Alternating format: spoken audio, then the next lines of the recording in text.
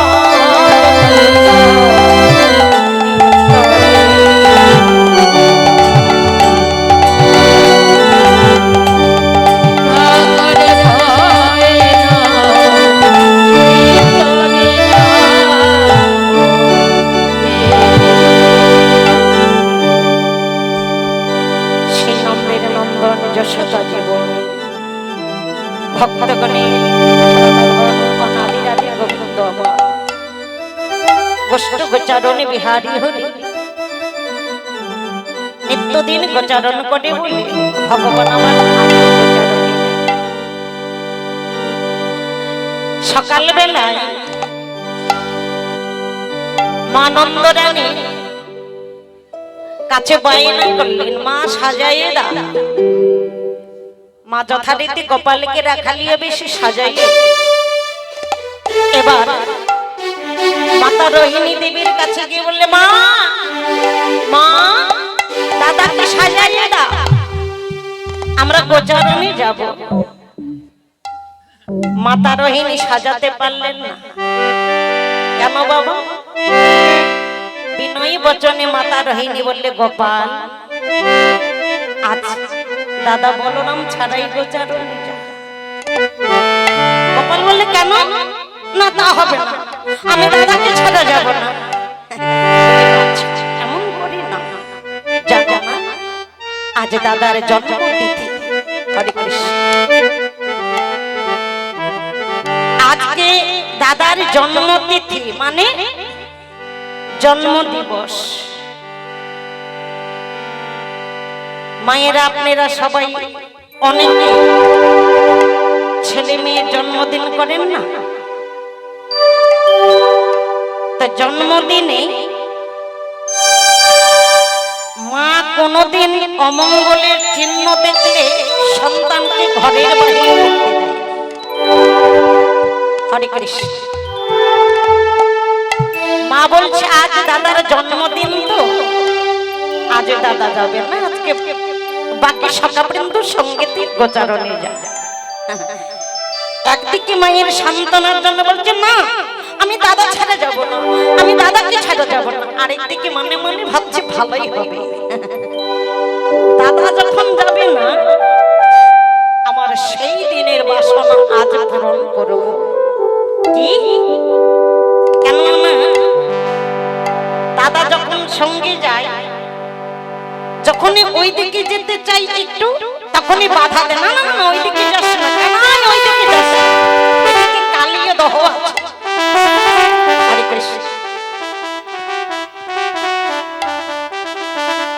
মনে মনে ভাবছে যখন দাদা যখন যাবে না আজকে আমি কালিয়া দহন করব।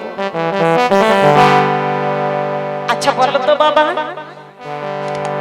বলরামের জন্ম তিথিটা কোন দিন, কোন নক্ষত্র, কোন মাস, সেটা কি পূর্ণিমা ছিল? জয় রাধে। একদিনে চারটা কারণ, মানে চারটা ঘটনা ঘটেছে। যেদিন ভাদ্র মাসে পূর্ণিমায় রাখি পূর্ণিমা হয় না বাবা, আর সেই পূর্ণিমায় কিন্তু ঝুলন হয়। একদিকে রাখি পূর্ণিমা, দ্বিতীয় হলো ঝুলন যাত্রা, আর সেই দিনে দাদা বলরামের জন্ম, আর সেই দিন ওই জন্মদিনে ভগবান আমার কালিয়া দমন করেছে। একদিনে চারটা ঘটনা, একদিকে রাখি পূর্ণিমা, আবার ঝুলন যাত্রা, তারপর দাদা বলরামের জন্ম, তারপরে কালিয়া দমন। যেদিন দাদার জন্মদিন সেদিনে কালিয়া দমন করেছিলেন ভগবান। দাদা এলো না বলে ওটা ভগবান সুযোগ পেল। যেই না দাদা বলরাম ছাড়াই গোচারণে এসেছে,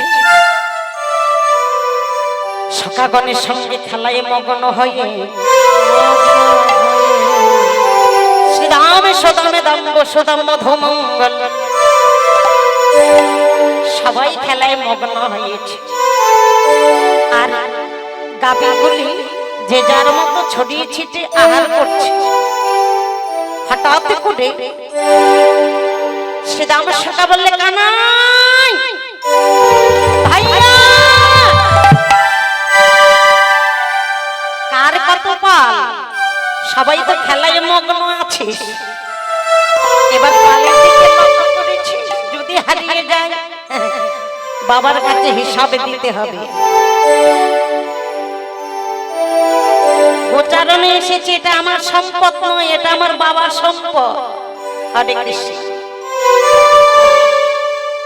কেউ যদি আমার মনে করে সেটা ভুল। যেটা নিয়ে এসেছি মা সেটা আমার নয়, এটা আমার বাবার বস্তু। এবার বাবার বস্তু পেয়ে যদি আমি হারিয়ে ফেলিতে হিসাব দিতে হবে না? কয়টা নিয়ে গেলে, কয়টা নিয়ে এলে, এবার হিসাবের যদি গন্ডগোল হয়ে যায় বাবা আমার বিচার করে দিবে।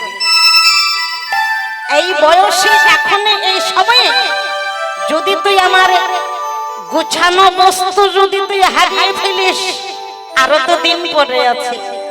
হরি বল, হরি বল, নিতাই গৌর হরি বল।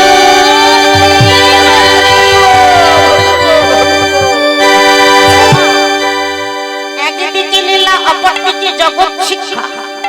ভগবান গোচারণ করলেন শুধু গরু বাছুর চড়ানোর জন্য নয়, ওটা উপলক্ষ। লক্ষ্য হলো মানে বিশ্ব ব্রহ্মাণ্ড চারণ, মানে লক্ষ্য। আমার মতো জীবী প্রতি ভগবান লক্ষ্য করলে তুমি কি করলে? যে বস্তু তুমি নিয়ে এসেছো, এই বস্তুর প্রতি তোমার কতটা দায়িত্ব, কতটা লক্ষ্য। হরে কৃষ্ণ। যারা ঘরে বিরাজ করেছেন, যাদের বৈষ্ণব গুরু কৃপা হয়েছে, যারা বৈষ্ণব গুরু আশ্রিত, বিন্দুর মধ্যে সিন্ধু ধারণ করে, সেটা ভক্তরা সবাই জানে। আমার ভক্তি মায়েরাও জানে। হরে কৃষ্ণ। কেন জানো মা? এই কৃষ্ণ প্রেম নারকেল খুব ভালো, নারকেল ফল খুব ভালো। আর নারকেল এমন একটা ফল, জগতে যত রকম আমরা সেবা পূজাই দিই না কেন, আচ্ছা বলুন তোমার বাবারা বলো যে নারকেল ছাড়া হয়েছে? হয়েছে? হয়নি। একটা সত্যনারায়ণ পূজা করবেন তাও নারকেল লাগবে, একটা ঘট স্থাপন করবেন তাও নারকেল লাগবে, যা কিছু করবেন নারকেল লাগবে। কিন্তু পৃথিবীতে যত ফল তার শ্রেষ্ঠ ফল হলো নারকেল। নারকেল যে এত সুস্বাদ, ওই সুস্বাদ মনে করে যদি কেউ এমনি এমনি দাঁত বসিয়ে দেয়, বস্তু পাবে? হরে কৃষ্ণ। বস্তু তো দূরের কথা, মা ওই ছোবার মধ্যে দাঁত বসানো শুধু সার হবে, তার মধ্যে দাঁতে অনেক নোংরা লাগবে। ওই নারকেল আস্বাদন করবার জন্য তোমার ধারালো অস্ত্রের দরকার, জানি তাই ধারালো অস্ত্র দিয়ে যখন তোমার ছোবা ফেলে দিবে, হরে কৃষ্ণ, ধারালো অস্ত্র, এই যে কাম আর প্রেম দুটি বস্তু, ধারালো অস্ত্র, কাম আর প্রেম, প্রেম কাহাকে বলে আর কাম বা কাকে বলে? একটাই অস্ত্র দুইজন ব্যবহার করে, কে? এক হলো ডাক্তার আর এক হলো ডাকাত। ডাকাত যখন ওই অস্ত্র দিয়ে মানুষ কাটে, মানুষটা বাঁচে না মরে? মা ছুরি দিয়ে মানুষের গলা যদি কেটে দেয়, মানুষটা মরে না বাঁচে? মরে না? কত মানুষ বেঁচে গেল। কেন মরে? এটারও কারণ আছে। ডাকাতটা যখন অস্ত্রটা দিয়ে মানুষটাকে কাটে, সেও ভগবানের কাছে কামনা করে, ভগবান যার আমি গলাটা কেটে দিলাম সেই মানুষটা এই জগৎ ছেড়ে যেন পরজগতে চলে যায়, যেন ওই মানুষটা আমার বিপদ হবে। আর ডাক্তার যখন মানুষটা কাটে, মা একটাই অস্ত্র, ডাকাত মানুষ কাটলো, মানুষটা মরে গেল, আর ওই অস্ত্রটাই দিয়ে যখন ডাকাত মানুষটাকে কাটলো, সেও ভগবানের কাছে কামনা করে, ভগবান যদিও টাকার বিনিময়ে আমি ভগবানের সাজানো দেহটা আমি ছিন্ন বিচ্ছিন্ন করছি, তুমি একটু কৃপা করবে, মানুষটা যেন আবার পুনরায় জগতে ফিরে আসতে পারে, আবার সুন্দর সংসারে যুক্ত হয়ে সুন্দর পরিজনের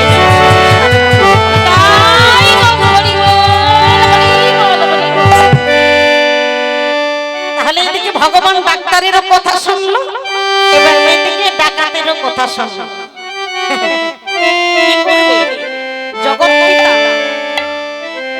একটা ছেলে পাগল হলে তো পাগল ছেলেটাকে আর ফেলে দিতে পারে না, আর একটা সুসন্তান হলে তো ছেলে আর তাকে একা ভালোবাসা যায় না। পাগল ছেলেটাকে যেমন ভালোবাসে, আবার ভালো ছেলেটাকে তেমনি ভালোবাসে।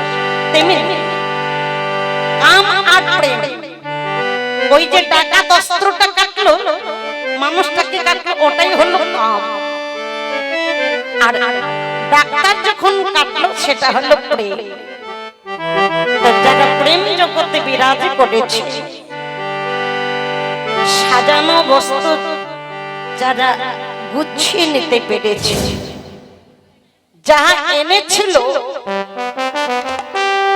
তা সচরাচর ব্যবহার করতে করতে যখন ব্যবসায় 1 লাখ টাকা বাবা দিল, সেই টাকা ব্যবসা করতে করতে আসল টাকাটা তো বাবার আছে, তার মধ্যে অনেক লাভের অংশ বেড়ে গেল। এবার বাবার কাছে হিসাব দিতে আর অসুবিধা রইল না। কিন্তু আমার মতো যারা অধম অপরাধী, যারা পিতার সম্পদের প্রতি লক্ষ্য করে আমি জন্য আবদ্ধ হয়ে যারা আমার আমার আমিত্ব নিয়ে ভুলে আছে, তাদের একই দিন ওই বাবার কাছে হিসাবে দিতে হবে। তাই সেদম বললে